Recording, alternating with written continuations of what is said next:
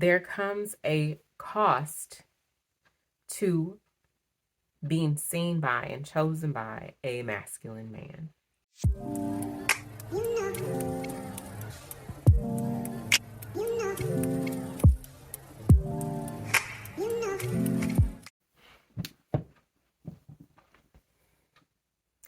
You have to pay the cost to be the boss. I remember thinking this when my husband and I were riding on back roads through Kentucky in his then race car. And one of his friends was saying, how am I, his girlfriend at the time, so calm? The thing is, my husband, boyfriend at the time, made sure that there were harnesses in the car to make sure that we could go and, hit the curves and be safe and strapped in. He also had a roll cage and a few other things, right? But he paid the cost for my comfort because he wanted me to be there.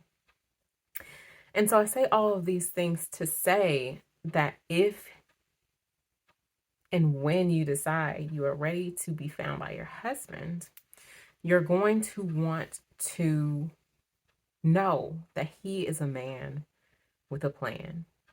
There is a cost for everything. There's a cost for planning. It takes time, attention, planning. And then there's also a cost for not planning.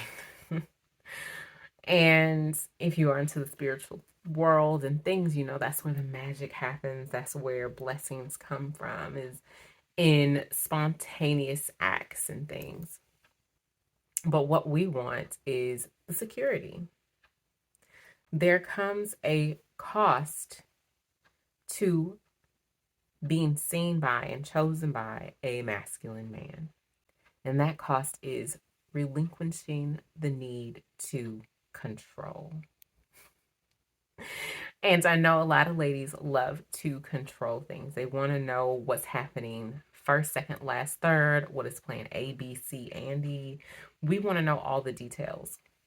But when we are dealing with a masculine man who's got us, our front, back, side to side, top, bottom, all of that, we're going to have to relinquish control.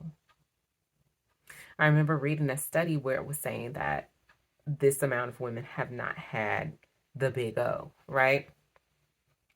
And I believe that to be true from two different aspects, because we take responsibility for our experiences and lack thereof. And I believe that it is our responsibility to verbalize in a feminine, soft way that is receptive to the masculine men that we are with, what it is that we like.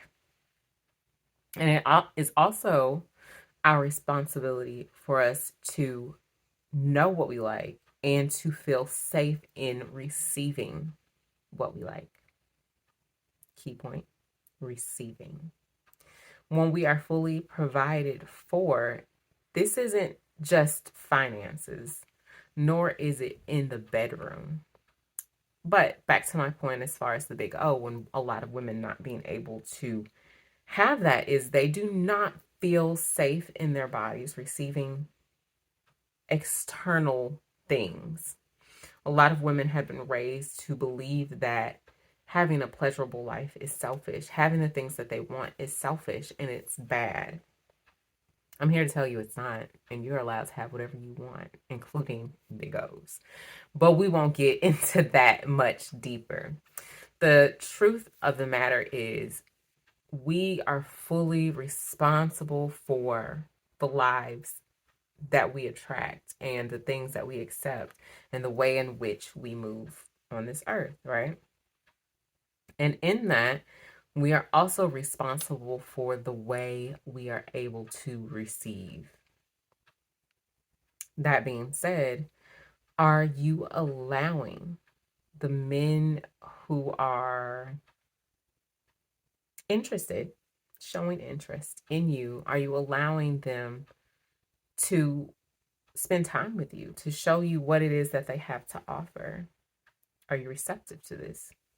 Are you receptive to them leading the conversation versus you asking all of the questions because you don't want to waste your time?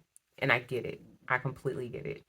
You don't want to waste your time because you've been there, done that. And you're also showing up in a very yang or masculine energy, which is a turnoff to a masculine man because they want a feminine woman who is very yin, not yang, with them. They want a woman who is soft and can be led. And that is the cost of being led, is being, this isn't a word, but leadable.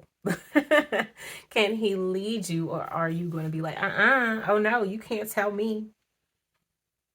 Or are you going to be receptive, receiving, able to receive the leadership and the guidance that he is going to give you?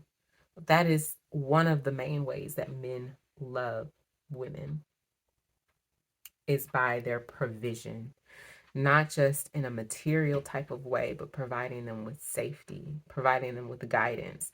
And a lot of times you may even see, like in the news and things like that, where women are in these situations, but the true point of it is they were not receiving the guidance from a man to help protect them from being in these situations. And when I say a man, I mean a man who has her front, back, side to side, such as her father or her husband. And that is truly the foundation of being safe as a woman in the world, is to have that kind of backing. When I walk into certain places and Kevin is with me, people know they can't get over on me. They know they cannot touch the children and things like that. And of course, that is my responsibility, but it does not take the saying of it. It's just his presence, period, that is a protection for me and for my children. I don't have to do anything. What is the cost that you are willing to pay for love? And when we look at settling, we look at not being fully provided for, however deep you want to see that to be. How well provided for do you want to be? What kind of life do you want? And to receive that, you may have to relinquish control. And that can be oh so delicious and oh so delightful. In many cases, I've seen where women complain about their men when they go shopping with them, that he just goes off to the side and does what he wants to and gets lost, quote unquote. And then they frantically look for their phone to see if they can call him because now they're ready to go. I've seen this in my own lifetime, not necessarily in my relationship, but in someone else's. And it wasn't until I got married and in my feminine journey that I realized that the man wasn't really lost. He was actually watching us on the sidelines the entire time. However, because of the lady's inability to receive his full protection and guidance, he went elsewhere. Men go where they are needed and wanted. And regardless of what his thought process may have been, as far as like to watch us from